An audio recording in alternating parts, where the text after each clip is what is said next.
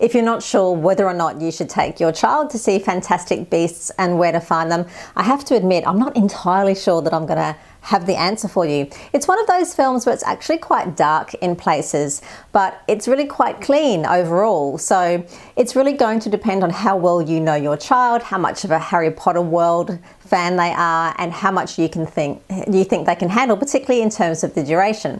First thing to mention is that this is a very long film. It's about 2 hours, 13 minutes long. So it does have a very extensive running time. And for little ones, as we know, that isn't always great in terms of engagements, as well as the amount of loo breaks that you need to take and just general getting bored in the middle. I took my 8.5, almost 9-year-old to this film. He really enjoyed it, but I have to say there was a long stretch in the middle where he was getting really, really super fidgety. I mean, to the point where we had a hand railing in front of us and he was kind of swinging off it and rolling a bit around it and really didn't want to sit still in his seat. So that was a fairly good indicator for me that there's some stretches which are a little bit difficult for kids to engage with. These are sequences, just to be more specific, of where there's a lot of subplots in this film, I have to say. And there's one point where it seems to switch from subplot to subplot to subplot, and there's a whole lot of exposition that goes on between these scenes. And I guess, the whole point is this is building up for a foundation for the rest of the franchise. I mean, another 4 films have already been announced following this particular film. So I guess it's just, casting out all of those threads for future films. But I've got to say, it does get a little bit talky. So when the action happens, the action is amazing. It's very well choreographed. But in those sort of few lagging scenes, then you certainly might find children getting a little bit bored. Now, in terms of the subject matter, particularly in those scenes again, there is a lot of conversational stuff going on and explaining about who people are, what organisations they are, why they don't agree with other organisations, and so on. A little bit of backstory going on. I wouldn't say it's fairly complicated. And one of the things that I really do admire about J.K. Rowling is that she's never talked down to her audience. She's always assumed that kids are intelligent enough to understand, and if they don't perfectly understand what's going on, then they will find out for themselves. So I do really appreciate that. I appreciate that this isn't dumbed down for children. But I've got to say, there's some of it, I don't know if I just kind of wandered off a little bit because being tired, who knows, but there were parts when even I kind of got a little bit lost of who was who and what was going on, just because there was so much of that, chatty chat. So let's talk about why this film has been rated, or given the rating that it's been given. So we'll talk about the content, and then perhaps that will help you make a decision about whether this film is suitable for your child or not. So starting with the violence. Interestingly enough, this isn't what I would call a particularly violent film. It's definitely action heavy. There's lots of very big and very dark action sequences, and of course there's all these potentially very scary looking characters which are involved heavily throughout the film as well. So if you have any fears of snakes, for example, then you might want to check the website and see what kind of animals are listed, because there's some scary looking creatures. Even the fluffy ones tend to be a little bit on the scary side.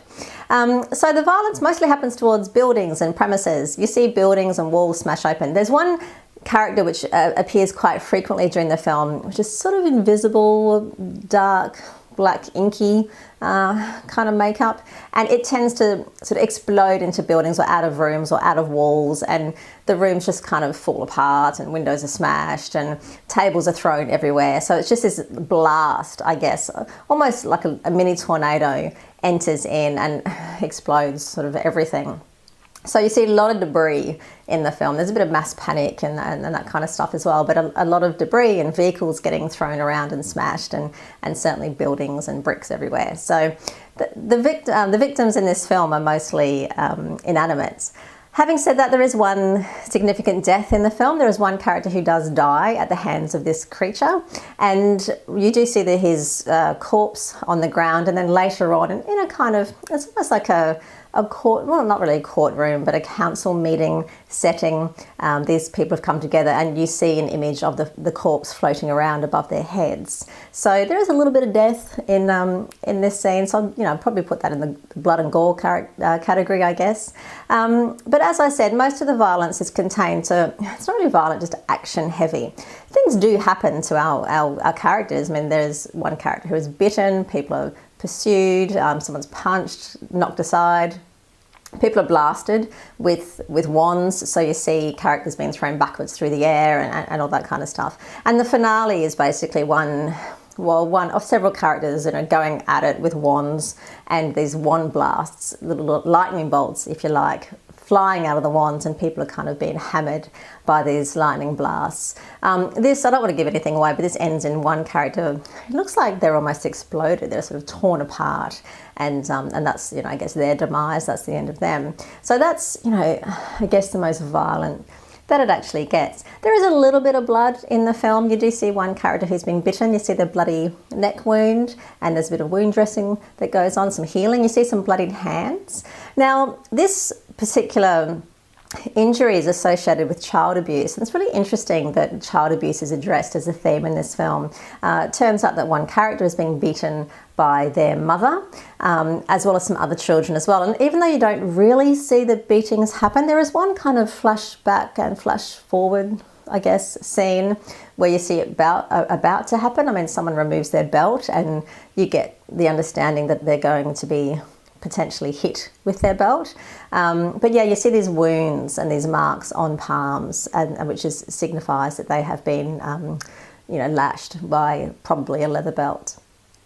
So that pretty much, I think, wraps up the violence and gore. Onto the sex and nudity. Now, interestingly, while there's no actual sex scenes in the film, sex has been given a flag in the movie. And the reason is because there's one scene which is about a mating call between, well, let's just say two different species. So this mating dance happens, and then one character accidentally attracts the attention of this other creature, and this creature pursues them, and you can tell they're very amorous, and their intention is very much to mate with this particular character. So there's that conversation that you might have to have after the film. So there certainly is some sexual themed content, but not any sex scenes between people as such. There is one scene, there's a bit of flirting that goes on between two characters, and there's one scene when a woman kisses a man on the lips.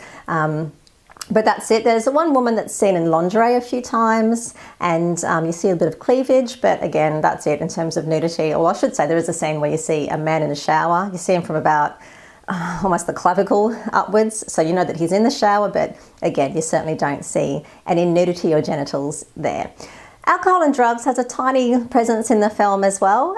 There is one scene set in a New York speakeasy, so you see a lot of what is assumed to be alcohol on shelves, and you see people drinking spirits and shots of this really wonderful stuff called giggle water. And if I could get my hands on that, I'd love to, because it looks fabulous. And you see someone smoking a cigar in one scene in the film as well.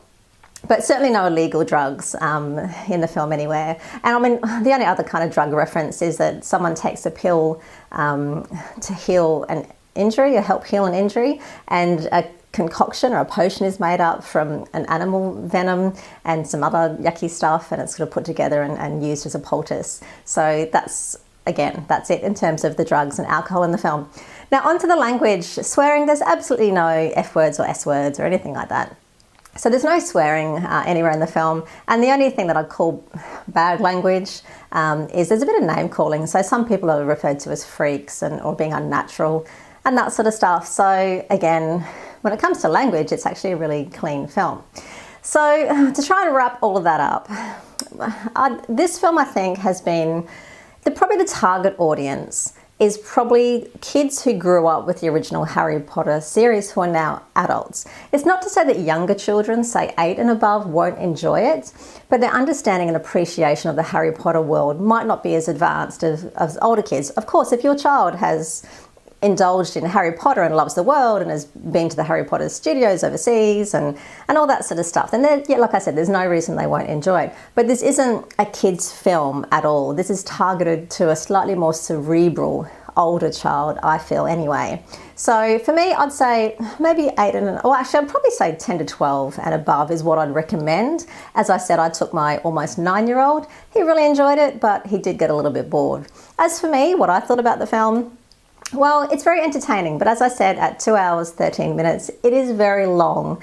In some ways, I kind of would have preferred it to be split almost into 2 films, because with all of these subplots going on and all this explanation happening, while it is very much a firm foundation, which is setting up the future of the series or of the franchise, I don't know, I kind of felt that it did lack magic, sadly enough. So I really enjoyed it, but I just felt it was kind of missing something. I think it was being a little bit too franchisey when it should have been a little bit more magical.